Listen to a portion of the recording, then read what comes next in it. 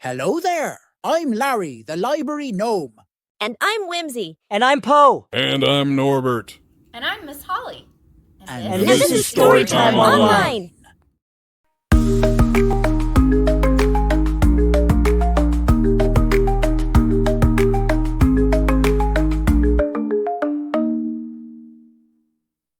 Have you ever thought about writing your own story? I write stories all the time. I write about real things, like places I've traveled to, the people I've met, and about all the things I've seen. I also write stories about things that aren't real, like what it would be like to travel back in time, or live in a house that has legs and runs around. But sometimes coming up with a story to write about can be hard. Just ask this young fellow. Ralph tells a story, written and illustrated by Abby Hanlon. Are you all ready to read this story with me? Yeah! Okay, let's go! My teacher always said, Stories are everywhere. and the kids in my class were always finding them. I ran down the hallway with underwear on my head. The dentist forgot to give me a toothbrush. After that, I decided to hide my Halloween candy in my bed. Yeah! Stories! But every day at writing time, I thought really hard. I stared at my paper. I stared at the ceiling. I could not write a story. I have no story. So I looked for other things to do. I went to the water fountain. I roamed the hallways. Can I go to the bathroom? Again? I tried everything. Can I go help the lunch ladies? What? Then one day, after getting sent back to my desk, I begged Daisy for help. I can't write a story because nothing happens to me, Are you kidding? she said. I've written a ton of stories about you. She began pulling her stories out of her desk. Look at this one. She said, Remember the time you let me brush your hair? And this one. Remember the time you knocked down all the crayons? Oh, and remember the time you painted your nails with a black marker? I thought, I'll never be a great writer like Daisy. Then Daisy stapled all her stories together. Click, click, Wow! she said. This book is already 13 pages. Click, click. Can I use the stapler? I asked. I was really good at stapling, But you have nothing to staple. said Daisy. You have to find a story first. Just look around. So I looked for stories out the window, in the aquarium, in my desk. Why do you have socks in your desk?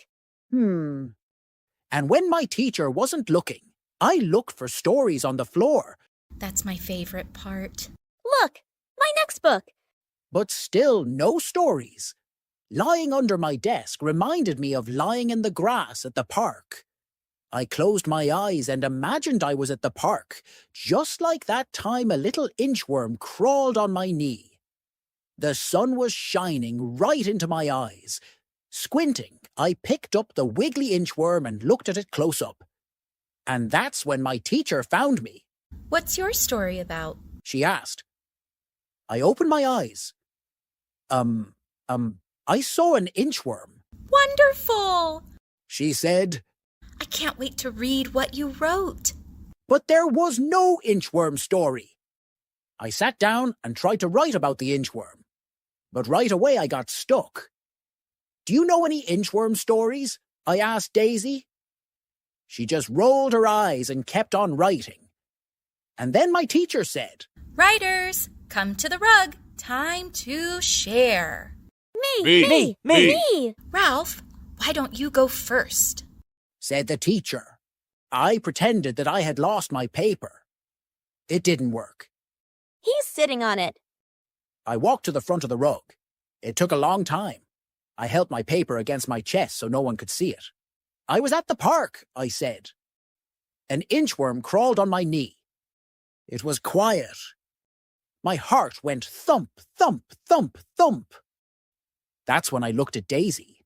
Wow, really? Did it feel squishy, Ralphie? Did you take it home? And then everybody started asking me questions. Did your mom let you keep it? Did it tickle? Did you name it? Did you touch it? Was it a baby? Wait a minute, I thought. Something did happen with that inchworm. Well, I picked up the inchworm and decided to name him Nick. I built Nick a house, but he just inched away. So I followed him, which is why I didn't notice that someone was following me. And then, all of a sudden, this wobbly, crazy baby grabbed Nick and put him in his diaper. I tried to be calm. "Come on, baby," I said really nicely. "Give Ralphie the inchworm." It didn't work. Was this the end of Nick? But then I noticed Nick was escaping. He crawled right up the baby's stomach. Quickly, I rescued Nick and ran. And we spent the rest of the afternoon doing nothing together. The end. Everybody clapped and cheered. Wonderful! Hooray! Yeah, Ralphie! "Show the picture, Ralph," someone said. I wasn't embarrassed anymore, so I did. That was last year. This year I write stories all the time. I keep finding stories everywhere.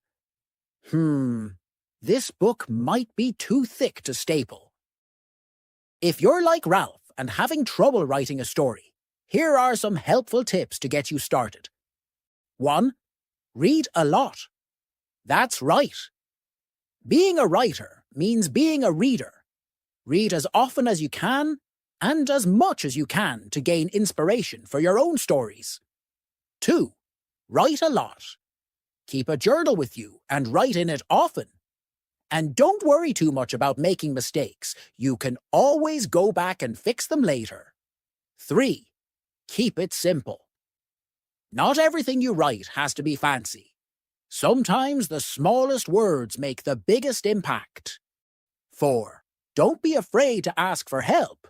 In fact, throughout the month of November, the Alamosa Public Library is partnering with Adams State University's Nielsen Library and the Narrow Gauge Book Co-op to bring you a very special writing program called Scribe Vibe, where patrons of all ages can gather to write their own stories with the help of writing prompts, vision boards, writing logs, special guest speakers, and more.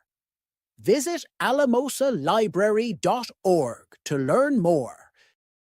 If you haven't already, like this video, and if you're new here, subscribe to our channel and tap the bell icon to be notified of new videos. Until next time. See ya later, alligator, out in the wild, crocodile, give a hug, ladybug, blow a kiss, jellyfish, see you soon, sweet baboon, out the door, dinosaur, take care, polar bear, love goodbye, butterfly, come